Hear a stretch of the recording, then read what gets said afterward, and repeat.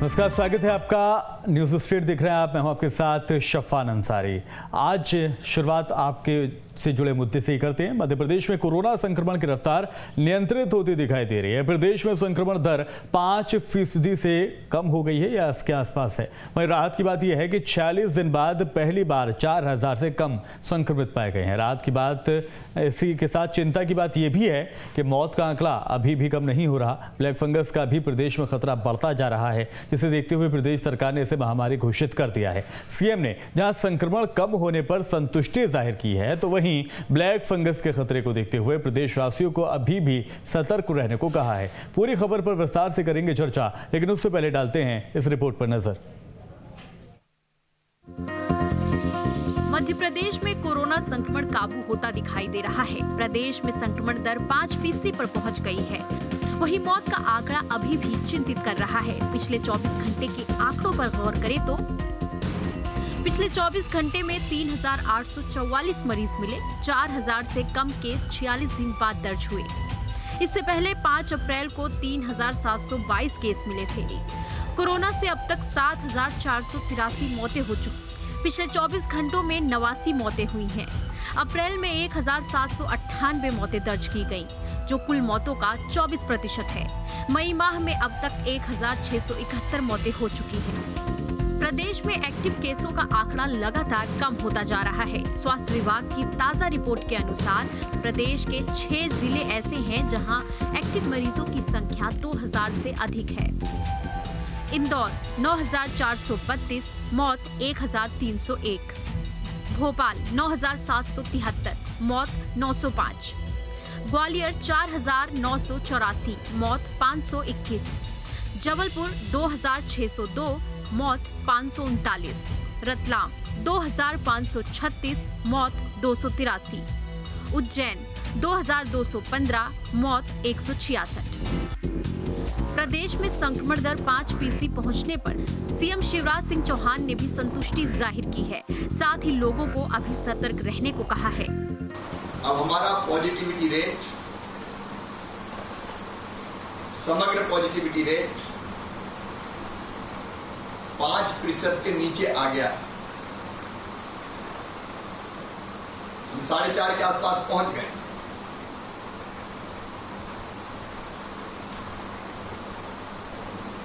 Positivity rate हमारा ये सिद्ध कर रहा है कि हम नियंत्रण की स्थिति में पहुंच रहे हैं। रिकवरी रेट लगातार बढ़ रहा है।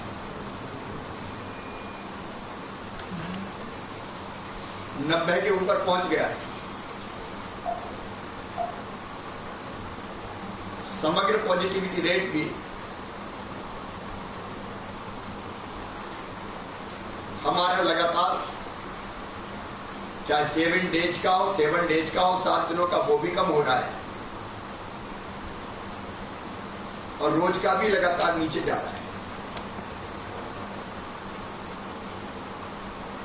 आज हम सब जानते हैं कि हम पहले से काफी बेहतर स्थिति में हैं। संक्रमण दर भले ही रोजाना नीचे आ रहा हो, लेकिन विपक्ष सरकार पर हमले का मौका नहीं छोड़ रही।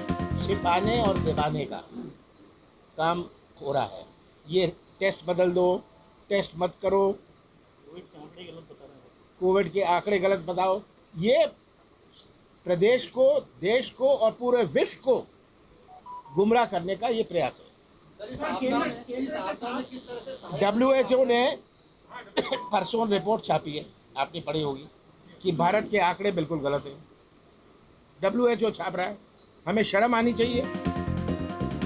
राहत के बीच ब्लैक फंगस लोगों के लिए खतरा बन गया है, जिसे देखते हुए मध्य प्रदेश सरकार ने इसे महामारी घोषित कर दिया है। ब्लैक फंगस को महामारी घोषित करने से इस बीमारी से जूझ रहे लोगों के लिए राहत की खबर है। एमपी में ब्लैक फंगस के 600 से ज्यादा संक्रमित। एमपी में ब्लैक फंगस से 30 से ज्यादा मरीजों की मौत। मध्य प्रदेश में ब्लैक फंगस महामारी घोषित। महामारी घोषित होने पर केस, इलाज, दवा और बीमारी से मौत का रिकॉर्ड रखना होगा। सभी मामलों की रिपोर्ट सीएमएचओ को दी जाती है। महामारी घोषित होने पर आईसीएमआर की गाइडलाइन का पालन जरूरी। नियम का पालन नहीं करने पर कार्रवाई का प्रावधान। नियम सरकारी और प्राइवेट अस्पतालों दोनों पर लागू होंगे। प्रदेश में संक्रमण दर 5% पर पहुंच गई है। प्रदेश के लिए बड़ी राहत की खबर है, लेकिन अभी भी हमें सचेत रहने की जरूरत है, विशेषकर उन लोगों को जिन्होंने कोरोना को मात दिया है। ऐसे लोगों पर ब्लैक फंगस का नया खतरा मंडरा रहा है, इसलिए हमें अभी भी सचेत रहकर कोरोना को ही नहीं, ब्लैक फंगस के नए खतरे को भी हराना है। Team news state. तो इसी पर करेंगे चर्चा। हमारे साथ खास मेहमानों का पैनल मौजूद है। तारुफ आपका करा दें उनसे। डॉक्टर नितिन जुनेजा रहेंगे हमारे साथ हेल्थ एक्सपर्ट के तौर पर। जानेंगे क्या कुछ हालात हैं अभी, आगे क्या कुछ रहेगा, ये समझने की कोशिश करेंगे। नेहा बग्गा रहेंगे हमारे साथ, बीजेपी के नेता। बीजेपी का पक्ष यहाँ पर रखेंगे, सरकार का पक्ष यहाँ पर रखेंगे। साथ ही विपक्ष के तौर पर हमारे साथ फिरोज सिद्दीकी रहेंगे, जो कि कांग्रेस के नेता हैं। स्वागत है आप तमाम लोगों का। सबसे पहले सरकार के जो प्रवक्ता यानी कि नेहा बग्गा हमारे साथ बैठी हुई हैं, आप ही से शुरुआत करते हैं। नेहा जी, जिस तरह से आंकड़े कम हुए हैं, पॉजिटिविटी रेट गिरा है और रिकवरी रेट बढ़ा है, उसके बाद सीएम तो काफी संतुष्ट नजर आ रहे हैं। आप भी पूरी तरह से संतुष्ट हैं? देखिए शिप्रा जी, कहीं पर भी शिवराज जी ने ये नहीं कहा है कि हम बहुत संतुष्ट हैं। आज भी शिवराज जी ने जब वीडियो कॉन्फ्रेंसिंग से सबको संबोधित किया तो बहुत स्पष्ट किया कि ये अच्छी बात है कि आंकड़े जो हैं वो कम हो रहे हैं। आज पॉजिटिविटी रेट लगातार घट रहा है प्रदेश के अंदर, पर सतर्क रहना है। जिस थर्ड वेव की हम आशंका लगाकर बैठे हैं कि थर्ड वेव आ सकती है, उसकी कंटिन्यूटी को तोड़ना है, संक्रमण की चेन को तोड़ना है, टेस्टिंग अधिक से अधिक कराना है, ट्रेसिंग करना है और ट्रीटमेंट करना है। इसको लेकर माननीय मुख्यमंत्री जी रोजाना बैठक कर रहे हैं, रोजाना जनता से कहीं ना कहीं उसकी अवेयरनेस का कार्यक्रम चला रहे हैं, जनता तक संदेश पहुंचा रहे हैं। और यही कारण है कि जो एक सिस्टमैटिक तरीके से, जिस तरीके से आइसोलेशन सेंटर बनाए गए, बेड की व्यवस्था की गई, शुरुआत में जरूर दिक्कतें आई हैं और इस बात को मुझे स्वीकारने में मुझे नहीं लगता कि कोई बुराई है। एक पैंडेमिक है, ये कोई शेमिंग का इशू नहीं है, पर उसको निपटने के लिए सरकार ने दिन रात काम किया है। और आज व्यवस्था इस तरीके की है कि पॉजिटिविटी रेट जो कहीं हम दूसरे तीसरे चौथे नंबर पर चल रहे थे देश में, आज 15वें स्थान पर आ गए हैं। 5% का पॉजिटिविटी रेट बचा हुआ है और उससे भी हमको लगातार लड़ना है। जो नीतियां माननीय शिवराज जी ने अपनाई है, माननीय प्रधानमंत्री जी ने भी उसकी तारीफ की है। 3 सेक्टर्स में ABC करके जो जिलों को बांटने का काम किया, जो सबसे गंभीर स्थिति वाले थे, जो उससे बेहतर थे, जो उससे ठीक थे, इस तरीके से हमने उसको कंट्रोल करने का काम किया है।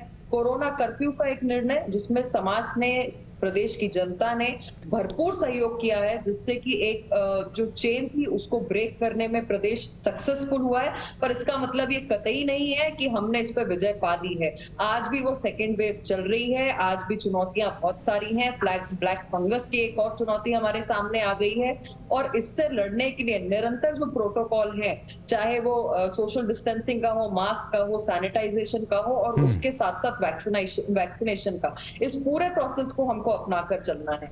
और जिस तरीके से क्राइसिस मैनेजमेंट की पूरी टीम बनाई थी, वो प्रदेश के कोने कोने में, चाहे जिले हो, गांव हो, सब जगह पर वो क्राइसिस मैनेजमेंट की टीम काम कर रही है। गांव में भी जहां पर भी जो लोग संक्रमित हो रहे हैं उनको उसके बारे में अवेयर किया जा रहा है, मेडिकल किट उपलब्ध कराई जा रही है, उनको कब आइसोलेट करने की आवश्यकता है, अगर कुछ गंभीर स्थितियां हैं तो अस्पताल में कब एडमिट करना है, डॉक्टर का रोजाना दिन में 2 बार बात करना, इस प्रकार के तमाम सारे जो प्रोटोकॉल के तहत प्रक्रिया है उसको अपनाया जा रहा है। पर आज दुर्भाग्य इस बात का है कि जो हमारे प्रदेश के पूर्व मुख्यमंत्री है कमलनाथ जी, जिस तरीके से वो बयानबाजी कर रहे हैं और अपने आला कमान की चमचागिरी करते हुए, मुझे बुरा लग रहा है इस शब्द का इस्तेमाल करते हुए, ये मेरी भाषा शैली नहीं है, पर जो टूल किट को जिस तरीके से प्रोपेगेंडा और एजेंडा की तरह आगे बढ़ाने का काम कमलनाथ जी कर रहे हैं, ये बहुत शर्मनाक है। नेहा जी, पूर्व सीएम तो कमलनाथ तो WHO की रिपोर्ट का हवाला भी दे रहे हैं। देखिए, WHO ने, आपने बहुत अच्छा सवाल किया, WHO ने कहीं पर भी क्या ये कहा है कि ये जो वेरिएंट है ये चाइना से आया हुआ नहीं है, इंडिया से आया हुआ है? क्या कहीं पर भी कहा है ये वुहान से आया हुआ नहीं है, ये इंडिया से आया हुआ है? तो आप सिर्फ देश को अंतर्राष्ट्रीय स्तर पर बदनाम करने के लिए, आपकी इतनी हिम्मत नहीं है कमलनाथ जी कि जिस चीन से आपके बहुत मित्रता वाले, प्रेम वाले संबंध है। हिम्मत है तो चाइना वायरस कह के दिखाइए, हिम्मत है तो आप वुहान वायरस कह के बताइए। WHO ने इसको नाम दिया है, हमारे पास कोरोना वायरस का टेक्निकल नाम है।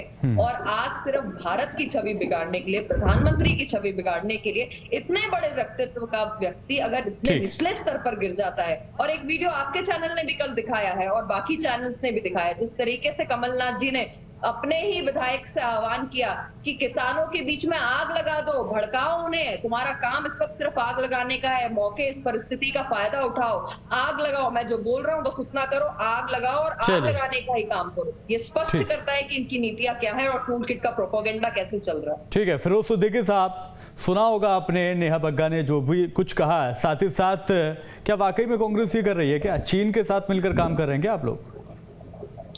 देखिए, बड़ी शर्म की बात है, आज ही पूरा इंटरनेशनल मीडिया ने इस बात को छापा है कि जो भारत है, भारत की सरकार की लापरवाही, खुद संघ प्रमुख मोहन भागवत जी ने कहा है कि हम गलत और गलतफहमी में रहे और उसके कारण ये इतना, तो जो वायरस लोड बढ़ा है इससे पूरी दुनिया को तकलीफ हुई है। ये हमारी सरकार की नाकामी है कि हम तमाम आयोजन कराते रहे और उसकी वजह से ये हुआ है। डॉक्टर साहब बैठे हैं, मैंने कई डॉक्टर्स को सुना है जिन्होंने हमारी इंडियन वेबसाइट्स पे और कई फॉरेन के डॉक्टर्स ने बात की, उन्होंने इंडियन वेरिएंट इसका नाम दिया है N166B642, ऐसा करके कुछ नाम है, मैं एक्चुअली सही प्रोनाउंस कर रहा हूं तो वो डॉक्टर साहब बता देंगे आपको। ये दिया है उन्होंने नाम, उन्होंने कहा कि ये जो वायरस लोड बढ़ा है इससे पूरी दुनिया को खतरा पैदा हुआ है। ऑस्ट्रेलिया ने तो अपने नागरिकों को कह दिया कि अगर आप भारत में रहे हैं तो ऑस्ट्रेलिया वापस मत आइए, वरना 5 साल की हम सजा, 5 साल की आपको जेल होगी। ये स्थिति है, सारी दुनिया ने मदद पहुंचाई भारत में। शर्म की बात है कि हम आज से 15 साल पहले ये नीति बना चुके थे मनमोहन सिंह जी के जमाने में कि कोई भी हम सरकारी विदेशी मदद नहीं लेंगे आपदा के समय। आज सरकार विवश है आप विदेशी मदद लेने के लिए, वैक्सीन है नहीं तो ध्यान मत बांटिए। वैक्सीन क्यों नहीं है लोगों के पास? इतनी बड़ी बड़ी बातें मध्य प्रदेश में की जा रही हैं। हमारा रूरल एरिया में इंफ्रास्ट्रक्चर देखिए, आप टेस्टिंग तो ठीक कराइए, आप देखिए उसके बाद क्या हालत होती है हमारे कोरोना की, और कितने % आपका संक्रमण निकलता है। गांव में, ग्रामीण क्षेत्रों में आप टेस्टिंग कराइए। एक वेंटिलेटर चालू नहीं हुआ, इस सरकार से एक वेंटिलेटर नहीं खरीदते बना, ना इनसे सिलेंडर खरीदते बने, और अभी इतने दिनों में भी इंफ्रास्ट्रक्चर ठीक नहीं हुआ। शुरुआत में जरूर दिक्कतें आई थी, लेकिन सरकार ने वक्त रहते रहते चीजों को ठीक किया। कुछ नहीं किया। एक को डेडिकेटेड कोविड हॉस्पिटल बता दीजिए। ये मैं चलो छत्तीसगढ़ में भी दिखा देता हूँ, राजस्थान में भी दिखा देता हूँ कि वहां की सरकारों ने बनाए या नहीं बनाए। आपको महाराष्ट्र में भी दिखा देता हूँ और पंजाब में भी दिखा देता हूँ, अगर ये वहीं की बात करना चाहते हैं तो। एक डेडिकेटेड हॉस्पिटल नहीं बनाया। एम्फोटेरेसिन बी इंजेक्शन जो ब्लैक फंगस के लिए है, आज 1 महीना हो गया मेडिकल फेटर्निटी को चेताते हुए और मीडिया को प्रमुखता से दिखाते हुए। क्या उसकी सप्लाई सुचारू हुई है? क्या वो मिल रहा है लोगों को आसानी से? क्या उसका इलाज हो रहा है? और मौत के आंकड़े 1, 2, अभी 5 दिन के अंदर में 23 आदमी की डेथ हो गई। 5 दिन पहले पहली मौत हुई थी उज्जैन में, और उसके बाद से आज 23 पे आंकड़ा आ गया। तो सरकार को विपक्ष से सवाल जवाब नहीं करना चाहिए, उसको अपनी गिरेबान में झांकना चाहिए। बहुत पूरी इंटरनेशनल कम्युनिटी ने हमारा बहुत नाम खराब किया है, हमको युगांडा के बराबरी में लाके खड़ा कर दिया उन्होंने सोमालिया और युगांडा के बारे में, और इसकी जिम्मेदार सरकार है, कोई दूसरा नहीं है। और ये आपका राष्ट्रवाद का मुद्दा नहीं चलने वाला है ऐसे। ठीक है, लोगों को जवाब चाहिए कि जवाब ले लेंगे, लोगों की मौतें क्यों हुई हैं। ठीक है, उससे पहले डॉक्टर नितिन जुनेजा के पास जाऊंगा। डॉक्टर साहब, आपने सुना होगा, दोनों ही पार्टी के प्रवक्ता यहाँ पर बैठे हैं, और अभी हमने जब कांग्रेस को सुना तो कांग्रेस की तरफ से कहा जा रहा है कि तमाम माकूल इंतजाम अभी भी नहीं है। क्या वाकई में ऐसी स्थिति है मध्य प्रदेश में?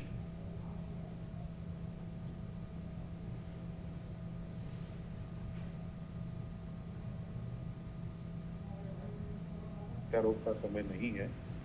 इस समय पे हमें सबको मिलकर आगे बढ़ने की जरूरत है, जिसमें हमारा प्राथमिक उद्देश्य ये नहीं सर, ये चीज समझना तो जरूरी है ना, क्योंकि पक्ष और विपक्ष के चक्कर में जनता को कम से कम जानकारी पहुंचे, और उसी के लिए आप हमारे साथ बैठे हैं। आपको क्या लगता है, मतलब तमाम इंतजाम जो थे, जो क्राइसिस हुआ शुरू में, उसके बाद सरकार ने भी माना कि हाँ थोड़ी दिक्कतें हुई हैं, उनको ठीक किया जाएगा, अभी चीजें सुचारू रूप से चल पा रही हैं या नहीं? बिल्कुल, इसमें जरूर अभी कमियां बनी हुई हैं और सरकार की तरफ से भी प्रयास जारी है, क्योंकि किसी भी विश्व की हम यदि स्वास्थ्य व्यवस्था की बात करें तो पेंडेमिक में वो कमी हमेशा रहेगी। तो हम यदि ये सोच के चल रहे हैं कि हम 100% इंतजाम कर पाएंगे, तो जब भी हम पीक के आसपास पहुंचेंगे तो हमारी सारी व्यवस्थाएं चरमराएंगी। तो किस तरह से हम क्राइसिस को मैनेज करेंगे, क्राइसिस मैनेजमेंट और एक हम नॉर्मल स्वास्थ्य व्यवस्था का जो समाज में जो है, इन दोनों को हमको अलग करके देखने की जरूरत है। और क्राइसिस के समय पे जो अभी जो बात हमें लगती है वो यह है कि आज पक्ष विपक्ष, ब्यूरोक्रेट्स, डॉक्टर्स, सारे स्वास्थ्य कर्मी, हम सबको सिर्फ एक उद्देश्य पे आगे बढ़ने की जरूरत है और हमारे बीच में एक परस्पर सामंजस्य स्थापित करने की जरूरत है। दो प्रत्यारोप का जो समय है, जब हम अपना लक्ष्य अचीव करेंगे तो वो सारी चीजों के लिए हमारे पास आगे समय मिलेगा। पर आज की समय में हमको सबको मिलके एक लक्ष्य की प्राप्ति के लिए आगे बढ़ना होगा।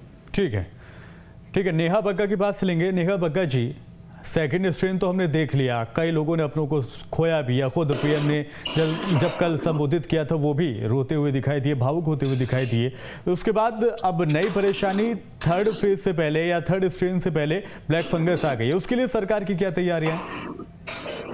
देखिए, उसी को लेकर कल केंद्रीय स्वास्थ्य मंत्री जी ने एक वीडियो कॉन्फ्रेंस की थी 9 राज्यों के रिप्रेजेंटेटिव्स के साथ में, और उन्होंने बताया कि जो टेक्निकल इसके प्रोटोकॉल है उसको किस तरीके से फॉलो करना और केंद्र सरकार किस तरीके से उसकी जो पर्याप्त मेडिकल फैसिलिटीज है उस पर गाइडलाइन इशू की गई है और मदद पहुंचाई जा रही है राज्यों के अंदर। और उसी तहत मध्य प्रदेश में भी सारा काम हो रहा है। आपने देखा कि जैसे ही ब्लैक फंगस मध्य प्रदेश में इंट्रोड्यूस हुआ, माननीय मुख्यमंत्री जी ने कहा कि जो वर्ग इसको नहीं अफोर्ड कर सकता है उसको निःशुल्क इसका इलाज करवाया जाएगा। दूसरी बात ये कि बिल्कुल ब्लैक फंगस के लिए डेडिकेटेड बेड्स का इंतजाम किया गया, चाहे वो भोपाल हो चाहे जबलपुर हो। धीरे धीरे वो व्यवस्था पूरे प्रदेश में बढ़ाई जा रही है और इसी प्रकार से वैक्सीनेशन का प्रोसेस भी सुचारू रूप से चल रहा है। मुझे नहीं पता कि कांग्रेस के प्रवक्ता तथ्यों के साथ क्यों नहीं आते हैं, पर मैं आपको बता दूं कि आज भी सभी राज्यों में, चाहे वो कांग्रेस शासित हो चाहे वो बीजेपी या अन्य किसी दल से जुड़े हुए राज्य हो,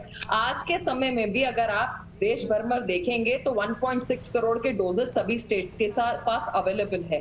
और जिस तरीके से एक जो वैक्सीनेशन की हेजिटेंसी का काम पूरा कांग्रेस ने किया था, भ्रम फैलाने का, ये टूल किट प्रोपेगेंडा वाले लगातार अन्य विषयों पर लगातार इस काम को आगे बढ़ाने का काम कर रहे हैं, चाहे वो मध्य प्रदेश के अंदर हो चाहे वो पूरे देश के अंदर हो। आप मानिए, इनकी बात सुन रहे होंगे, कल जो प्रेस कॉन्फ्रेंस करी है कमलनाथ जी ने, आप कमलनाथ जी को देख लीजिए, उन्हें कोवैक्सीन का नाम तक नहीं पता है। जो व्यक्ति अपने देश में बनाई हुई वैक्सीन को प्रोनाउंस ना कर पड़े और उसे अपने 4 आजू बाजू सहकर्मियों से मदद लेकर नाम पूछना पड़े कि कौन सी वैक्सीन है, वो सिर्फ प्रोपेगेंडा के तहत प्रेस कॉन्फ्रेंस नहीं कर रहे तो क्या कर रहे हैं आप मुझे बता दीजिए। जो कमलनाथ जी एक एम्बुलेंस को अगर दान में देती है उनकी पार्टी के विधायक निधि से, उसमें फोटो खिंचवाने के लिए इतने आतुर हैं कि जो प्रोटोकॉल, बेसिक प्रोटोकॉल है, अगर आज सेकेंड वेव में भी ये बताना पड़ेगा ना पूर्व मुख्यमंत्री को कि आपको मास्क लगा के रखना पड़ेगा, आपको सोशल डिस्टेंसिंग रखना पड़ेगा, तो मुझे नहीं लगता कि इससे ज्यादा शर्मनाक कुछ हो सकता है। एक पीआर अपॉर्चुनिटी, एक फोटो अपॉर्चुनिटी, एक गंदी राजनीति, टूल किट का प्रोपेगेंडा, सेंट्रल विस्टा को प्रधानमंत्री का घर बता देना, वैक्सीनेशन की कमी बताना। ये नहीं बताएंगे कि इनके जो 4 राज्यों के मुख्यमंत्री रहे किस तरीके से उन्होंने कोवैक्सीन को वापस लौटाया। ये नहीं बताएंगे कि उसकी वैलिडिटी 1 महीने की रहती है और आपने उसको वापस लौटा के ये कहा, भ्रम पैदा किया। हेल्थ वर्कर्स तक नहीं लगा पाए जो 100% उस समय पे लग जाने चाहिए थे।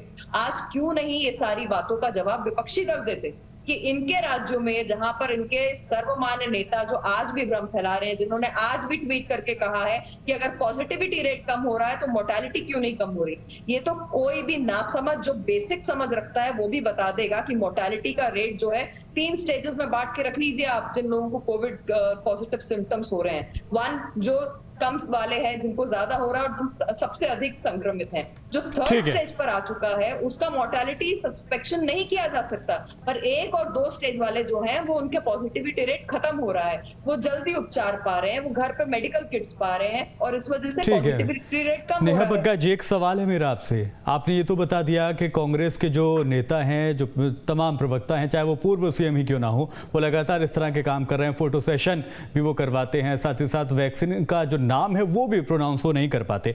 लेकिन फोटो सेशन में भारतीय जनता पार्टी भी कम नहीं है। भोपाल का ही मामला है, जब शव वाहन की शुरुआत हो रही थी तो आप ही के नेता थे जो फोटो क्लिक कराते नजर आ रहे थे, तो क्या Bharatiya Janata party photo session नहीं करती? मैं आपको बताती हूँ, क्या भारतीय जनता पार्टी के नेता अगर वहां पर एम्बुलेंस या कोई भी सेवा दे रहे थे शववाहन। तो वहां पर क्या उन्होंने एक शव यात्रा के लिए अगर कोई गाड़ी दे रहे थे तो क्या उन्होंने ये कहा था, क्या वो बिना मास्क के आपको नजर आ रहे थे? मैम, मास्क की बात नहीं हो रही, बात फोटो सेशन की, बात दिखावे की हो रही थी। फोटो खिंचवाने के लिए कमलनाथ जी का नाम पर्याप्त नहीं था, वो फिर भी छप जाता फोटो, मास्क के साथ भी छप जाता। आज का बेसिक प्रोटोकॉल नेता प्रतिपक्ष को बताने की आवश्यकता है। आज पूर्व मुख्यमंत्री को क्या हम बेसिक प्रोटोकॉल बताएंगे? परसों की उन्होंने जो अपने विधायकों के साथ जो अपना राउंड टेबल मीटिंग करी है, क्या उसमें कहीं पर आपको मास्क नजर आया? जो लोग वैक्सीन को लेकर हम पैदा करें, जो लोग मास्क तक का बेसिक प्रोटोकॉल फॉलो ना करें, जिनका एक निर्धारित पूरा पैटर्न बना हुआ है टूल किट के अनुसार कि उन्हें प्रधानमंत्री को कैसे गाली देना है, उन्हें चाइनीज वायरस को इंडियन वायरस कहना है, उन्हें मेरा भारत महान की जगह मेरा भारत कोरोना कहना है। चलिए जवाब ले लेता हूं मैं, जवाब ले लेते हैं। विपक्ष में बैठे फिरोज सिद्दीकी साहब बहुत गंभीर आरोप आपके ऊपर लगाए थे। सीएम ने कहा था कि विपक्ष के जो लोग हैं, कांग्रेस के जो लोग हैं, वो इस वक्त राजनीति छोड़ के सीधा सहयोग करें और राजनीति के लिए पूरी उम्र पड़ी है। आप लोग ने सहयोग नहीं किया है शायद। हमने क्यों सहयोग नहीं किया? पूछिए इनसे, अगर ऑक्सीजन जो मध्य प्रदेश में आया है कहीं भी पता कर लीजिए आप, गुना की ये बात करिए। दिग्विजय सिंह जी ने 5 जिलों का जिम्मा संभाला, कमलनाथ जी ने एक ग्वालियर और ग्वालियर के आसपास का मोदी नगर से टैंकर बुला के दिए, छिंदवाड़ा में, जबलपुर में तनखा जी ने बुला के दिए। करीब हमने 400-500 टन तो ऑक्सीजन हम लोगों ने बुला के दिए, मैट्रिक टन। और आज भी हमारे हर विधायक ने कल 6 एम्बुलेंसें दी हैं। सब विधायकों ने अपनी विधायक निधि बाहर निकाली है और कलेक्टरों को लेटर लिख के दिया कि 2-2 एम्बुलेंस हमारे क्षेत्रों में दें। कहाँ भारतीय जनता पार्टी के लोग नेता कहाँ हैं? वो वेंटिलेटर तो चालू नहीं करा पाए अपने क्षेत्रों के। जहां का मैं गौहरगंज का रहने वाला हूं, विधायक जी ने, वहां के विधायक ने लिख के दिया कि ये जो वेंटिलेटर मिले हैं, इन वेंटिलेटरों को आप चालू करवा दीजिए, तो वेंटिलेटर चालू नहीं हुए। आप पूछिए ये जितने प्रधानमंत्री पीएम केयर्स फंड से जितने वेंटिलेटर आए, ये सब खराब निकले, कंसंट्रेटर खराब निकले। आज जो सरकार रेमडेसिविर अभी 5 दिन पहले इनके मंत्री की पत्नी का ड्राइवर जो है वो पकड़ाया है कि रेमडेसिविर की ब्लैक मार्केटिंग करते हो। 14,000 रुपए में रेमडेसिविर बिक रहा था। 1,600 रुपए का रेमडेसिविर जो सरकार व्यवस्थाएं सुचारू नहीं कर पाई, उस सरकार को क्या समझाएंगे? कमलनाथ जी ऐसा कर रहे हैं। अरे आप जाके देखिए, छिंदवाड़ा में जाके देखिए आप। अब आप नेहा बग्गा जी बीच में नहीं बोलिए, मैं नहीं बोला था। छिंदवाड़ा में जाके देखिए, एक आदमी ढूंढ के दीजिए, इनाम दूंगा मैं, जो बिना ऑक्सीजन के, ऑक्सीजन जिसको ना मिली हो, जिसको बेड ना मिला हो, जिसको रेमडेसिविर ना मिला हो। जहां कमलनाथ जी के उनके संसदीय क्षेत्र में कहीं एक जगह रेमडेसिविर ब्लैक मार्केट हुआ हो। सीखना पड़ेगा आपको, लोगों से सीखना पड़ेगा। ठीक है नेहा जी, फिरोज जी, आप दोनों के आरोप प्रत्यारोप के लिए नहीं बैठे यहाँ पर। हम चाह रहे हैं कि सार्थक बहस हो, सार्थक बातें हो तो बेहतर रहेगा। मैं डॉक्टर नितिन जुनेजा के पास जाऊंगा। सर, लास्ट कमेंट आप ही को दे रहा हूं। आपसे ये जानना चाहूंगा, जो ब्लैक फंगस है, व्हाइट फंगस है, लगातार ये समझिए कि दहलीज पर खड़ी है, ऐसे में सरकार के लिए क्या कुछ एडवाइस आप करना चाहेंगे कि तैयारी की जा सकती है?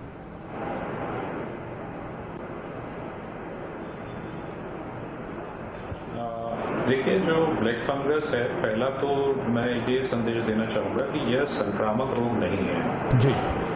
संक्रामक रोग नहीं है तो हमें इसे कोविड के जैसा डरने की जरूरत नहीं है। और यह एक कोविड का कॉम्प्लिकेशन है, ट्रीटमेंट रिलेटेड भी है, लोगों की इम्यूनिटी भी कोविड में कम हो रही है। और जो ये फंगस है, ये हमारे वातावरण में पहले से मौजूद है और इम्यूनिटी कम होने के कारण यह व्यक्ति को प्रभावित कर रहा है। क्योंकि आज अभी हर कोविड का व्यक्ति ब्लैक फंगस के लिए चिंतित हो रहा है और उसके दिमाग में एक भय पैदा हो रहा है। तो हमें समाज में ये बताने की जरूरत है कि इससे हम डरे नहीं। बिल्कुल, ये एक बहुत अच्छा संदेश आपने दिया है डॉक्टर जुनेजा साहब कि इससे संक्रमण के डर की जरूरत नहीं है। ये एक जो छूआछूत की जो बीमारी होती है वो उस तरह का नहीं है। पहले भी ये हिंदुस्तान में रहा है, ऐसा नहीं है, लेकिन अभी एहतियात बरतने की जरूरत है और जो इम्यून सिस्टम है उसको बूस्ट करने के लिए हमें लगातार कोशिशें करते रहना चाहिए। बहुत शुक्रिया डॉक्टर नितिन जुनेजा, हमारे साथ जुड़े। नेहा बग्गा जी जुड़ी बीजेपी की तरफ से, फिरोज सिद्दीकी जो कांग्रेस का पक्ष यहाँ पर रख रहे थे। कुल मिलाकर कहा जा सकता है कि कांग्रेस की तरफ से, यानी कि विपक्ष की तरफ से कहा जा रहा है कि तमाम जो तैयारियां की जानी थी वो नहीं की गई, लेकिन हकीकत ये है कि जिस तरह से आंकड़े आ रहे हैं, जो सरकार के आंकड़े आ रहे हैं, वो ये बताते हैं कि सब कुछ बेहतर है और अच्छे संकेत मिल रहे हैं। फिलहाल इस बुलेटिन में इतना ही।